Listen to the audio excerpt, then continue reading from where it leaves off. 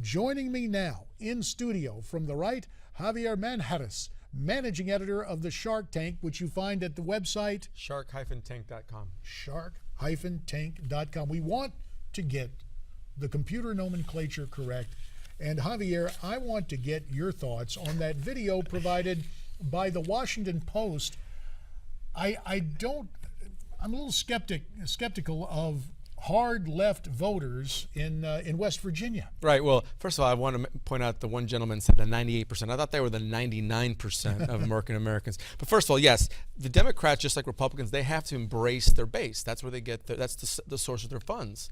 Once they embrace the base and they win their respective primary elections, then you'll see their message morph into going after those coveted moderate votes or independent votes. Well, we are pleased to be joined now, Javier. We were working to get this set up and phoning in Rachel Sklar, founder of The List, former member of leanin.org. Rachel, we thank you for joining us. We want your input and insights on Elizabeth Warren, her message, her appearance in West Virginia, and should other prospective presidential candidates on the Democratic side adopt that kind of leftist activism that seems to be the base of the Democratic Party. Well, hello. Hi. Hey. That's a mouthful. Yes, it is. I think Elizabeth Warren is immensely popular, and she has been a tremendous positive force for the Democrats because she has actually engendered real change. And she has a very strong message, but that she remains extremely likable, and I think so. Wherever she is pushing the messaging is probably a good thing and a useful thing for a party that has 8 years now been on message with one particular leader. And so I think that with respect to Hillary Clinton, I'm obviously a fan of Hillary, fan of Elizabeth Warren, but I'm also a fan of them listening to each other and ultimately whomever ends up being the nominee, because certainly no one has declared yet. I think whoever ends up being the nominee should be paying attention to how people are responding to these messages and take the very best for whatever ends up being the platform. And it's a long way away. So I know there are going to be surprises along the way because if you just think back to the 2008 election, at this time in that particular cycle, we were all buzzing about Rudy Giuliani and John Edwards. Well, Rachel, we will accept the notion that it is a long way away, that the calendar doesn't fib. You're right. 2016, we've got the midterms coming before that. But Javier, I could not help but notice the very diplomatic way Rachel talked about, gee, it'd be great to get Elizabeth Warren and Hillary Clinton together. I would love that. I would love to see that cat fight. Well, what I'm really interested in, and we'll get Elizabeth's take on, or Rachel's take on this in just a second. What does this say about President Obama? Is there now, for all intents and purposes, Obama fatigue among members of the Democratic Party, if not the American public? I think there's always been Obama fatigue. I think there's a lot of upset Hillary supporters that do support Obama now, but I think they're looking for other options. Warren is, I think she's further to the left than Hillary Clinton. And I think that's what the base, again, back to what I said, you have to solidify the base. Warren will make a run. Whether she decides to run at the last minute or not, it's up to her. We don't know this. But I think that there is a level of fatigue with President Obama. I think that there's people that are hungry for someone like Warren who is uber left. More, like I said, more so than Hillary Clinton, and there's room for her in this race. I welcome it. I hope this happens. Well, Rachel, back to you on this question of Obama fatigue. We hear about those on the left being somewhat dissatisfied with the president, not going far enough. Your take on the president standing with the base of his party? I think that it is not unusual to have a sense of fatigue at this stage in a second term.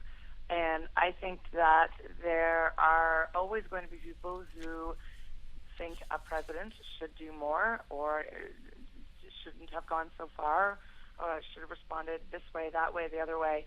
And, of course, being a Monday morning quarterback is always the way to guarantee that you're going to be right.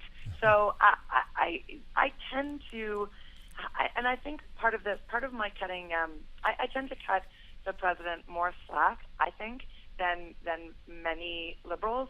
This could also be because I'm Canadian. I cannot vote.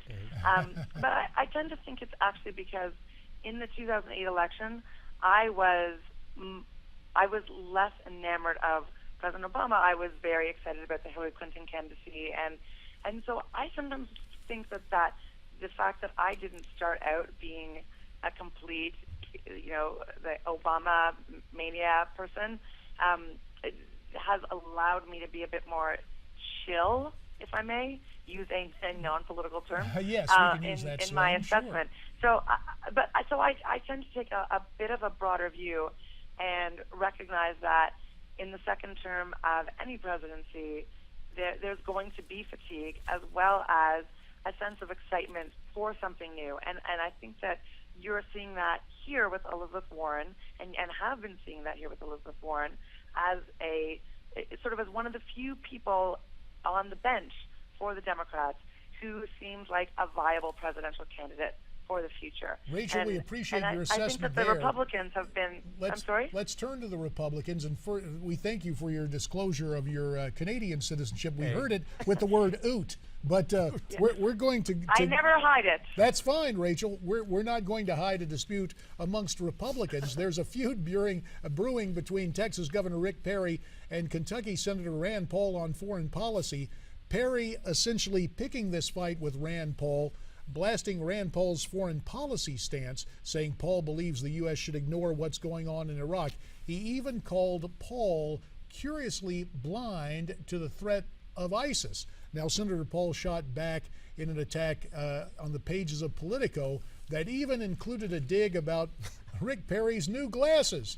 The senator wrote in part, quoting now, Governor Perry writes a fictionalized account of my foreign policy, so mischaracterizing my views that I wonder if he's even really read any of my policy papers. Apparently his new glasses haven't altered his perception of the world or allowed him to see it more clearly. Rachel, you've got to love it when Republicans attack each other. We got 2 minutes left. About a minute for your take on this brewing feud between Rick Perry and Rand Paul. I'm not even sure it's a brewing feud. They both have an eye on leadership of the Republican Party that has been leaderless for a while, and naturally they're going to snipe at each other. So this is only confirmation that both of them are making each other nervous. That's basically it. And the dig about the glasses is, I think, hilarious because Rick Perry's glasses wearing proclivities are basically do signal his attempt to be taken more seriously. It's a completely optical thing, and I. So, think are you that saying those are fashion? Those are fashion frames, Rachel? Is that what you think? They're definitely fashion frames. Well, let's tell you what. And then look, he looks very intelligent, but is he? That is the question. Okay. Well, we appreciate your point of view there. You've got a minute, Javier. Look, I love the glasses. I think Rick Perry is dead right. I think Rick Perry and a lot of other Republicans, conservatives, they feel that, hey, the foreign policy needs to be a certain way. We've seen how foreign policy has gone over the past 2-3 decades with the Bushes and Reagan. We've instilled fear in Muslims and in terrorists, extremists, and in Russia. We've held a lot of these communists at bay. But look, now with Obama, everyone's running buckshot over us, and you know what? Where's our foreign policy? Well, that will be determined as we move forward. Obviously, there are problems in the current situation. Rachel, to you via telephone from Las Vegas, we thank you for your input. And Javier Manjarres here in studio with us, we thank you as well. Now, we'd love to have your perspective on this. You heard from Javier, you heard from Rachel. What's your take on the political prospects and the inter-party feuding? Why don't you send us your comments via Twitter at NewsmaxTV, #AmericasForum. There's also NewsmaxTV.com/comment. And don't forget Facebook. We're coming right back.